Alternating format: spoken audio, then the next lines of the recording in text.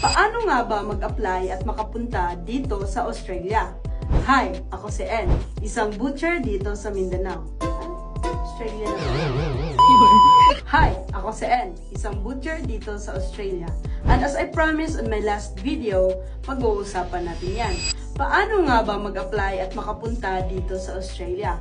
Una, wait, disclaimer lang, hindi po ako migration agent at lalong hindi po ako konektado sa anumang agency dyan sa Pilipinas. Ang lahat po ng sasabihin ko ay base lamang po sa aking experience. Ano?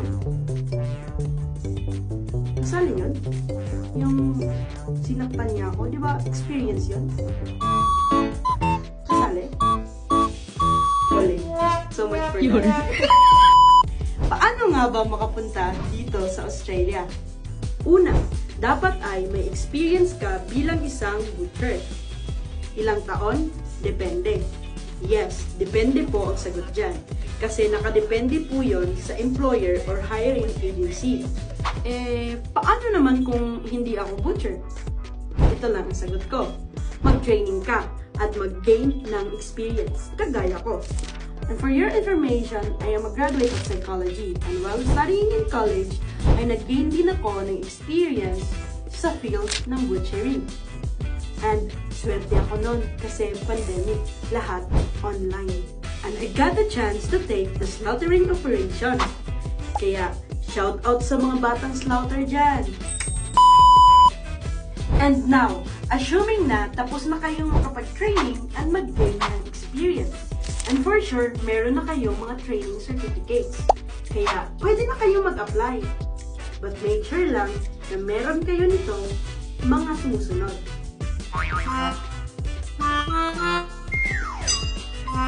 Uy, akala mo, yun na. Nagkakamali ka. Dahil kailangan nyo pa ng una, passport. Yes. Opo, kailangan nyo po ng passport. Kaya kung wala ka pang passport, sign mo na. Kumuha ka na, now na. Hindi ako galit. Kasi gusto mong mag-abroad, dapat meron kang passport. Yes, again, hindi ako galit. Kaya, kumuha ka na. Pangalawa, dapat ay meron kang NBI. At dapat wala kang derogatory record. Basta, yun na yun. Dapat malinis. Ano yun? Deep cleaning? Malinis? Pangatlo.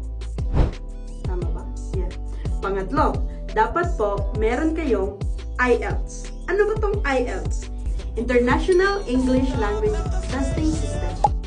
Yes po, good news dahil kapag ikaw ay college graduate or may 72 units sa tertiary education, ay exempted na po kayo sa IELTS. Wow!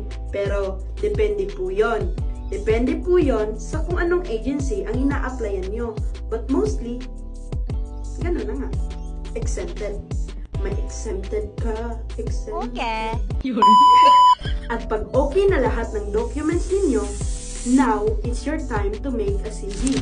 Tip lang. Simplihan mo lang. Huwag na puro kaartihan. Simplihan mo lang.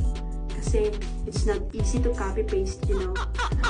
Shout out sa nakaka-relate dyan.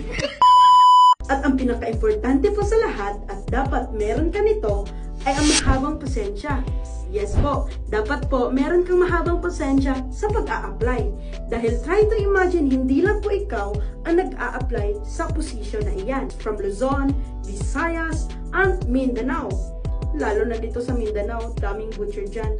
Including me, galing ako Mindanao. Shout out sa mga Bisaya na butcher dyan. Naman dyan. Kaya, kung ako sa'yo, galingan mo. Ipakita mo kung sino ka. Huwag puro comment lang ng comment. How na ng how. Hindi nagbabasa ng caption.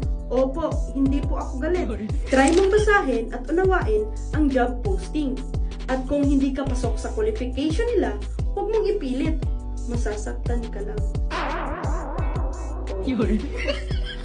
And if qualified ka sa hinahanap nila, yun, chance mo na. Mag-send ka na ng application sa kanila. Huwag jijimon ha. I understand na hindi lahat ay maalam sa computer. Kaya, much better kung magpatulong kayo sa mas nakakaalam. At gusto mong malaman kung paano ko ginawa ang aking CV at application letter, ituturo ko sa inyo. Comment down below at sasabihin ko rin sa inyo kung ano ang best na araw at time na mag-send ng application. Sana nakatulong ang video ito. At kung mayroon pa kayong katanungan, comment down below at sasagutin natin yan sa susunod na upload. Muli, ako si Ann. Always make a good choices. See you!